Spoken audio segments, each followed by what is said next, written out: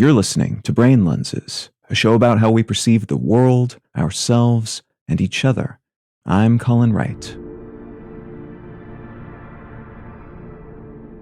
In United States law, the concept of a public figure is used to determine if and when defamation or invasion of privacy have occurred, and in some cases, whether someone's or some other entity's First Amendment or press freedom rights have been violated. The Supreme Court case that originally introduced this concept into law was the New York Times Co. versus Sullivan in 1964, a court decision that, among other things, held that public officials, or people running to become public officials, have to meet a higher standard of proof when claiming defamation because of their status as a public figure. Sullivan was a police commissioner in Montgomery, Alabama, who sued the New York Times for running a full-page ad purchased by supporters of Martin Luther King Jr., which contained inaccuracies about how civil rights protesters were treated by the police in Montgomery. The judge in the case ruled that the inaccurate claims in the ad were defamatory and awarded Sullivan $500,000 in damages, but the New York Times appealed, having the initial ruling affirmed by the Alabama State Supreme Court, but then having it overruled on First Amendment grounds in a 9-0 decision by the U.S. Supreme Court.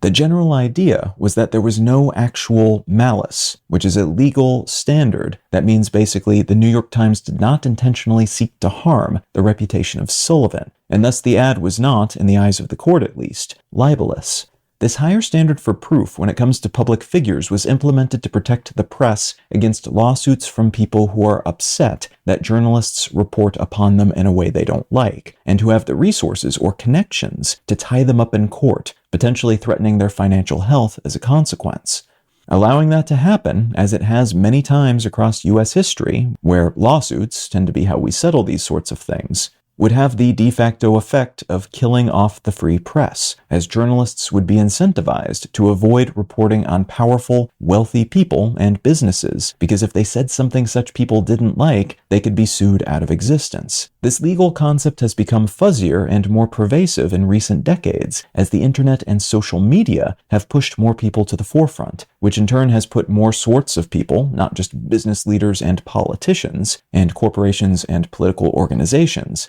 in the legally recognized limelight. According to the Supreme Court ruling in Gertz versus Robert Welch Incorporated, a case in which the delineations of defamation standards for individuals were further clarified to say, in essence, there can be no strict liability for defamation in the U.S., so there must always be some kind of negligence or a higher level of intended criminality in order to prove defamation. According to that case, a limited-purpose public figure is someone who has either been pushed into the spotlight by circumstance or who has put themselves there intentionally in order to profit or influence some kind of legal outcome or public conversation. Talking heads who promote their industries on TV and online then, but also folks who become spokespeople for a particular policy, might fall into this category of limited-purpose public figure. It's also possible to become an involuntary public figure if you somehow find yourself at the center of something and become a known entity, despite having made no effort to do so, and despite perhaps not wanting to be there. In both cases, people may find themselves with additional legal burdens if they want to prove they've been defamed or that their privacy has been invaded, which has made such issues tricky to sort out in an age in which a person can become an involuntary public figure just by wandering into the background of a famous person's photo, by being made into a meme against their will, or by saying something stupid in private, which is then made public, and which then goes on to shape the trajectory of their lives from that point forward, personally, professionally, and legally. You can find out more about Brain Lenses, including how to support this show, and in return receive an additional episode of the show each week at brainlenses.com. You can also support this and all of my projects at understandery.com. I'm Colin Wright, and I'll talk to you again next week.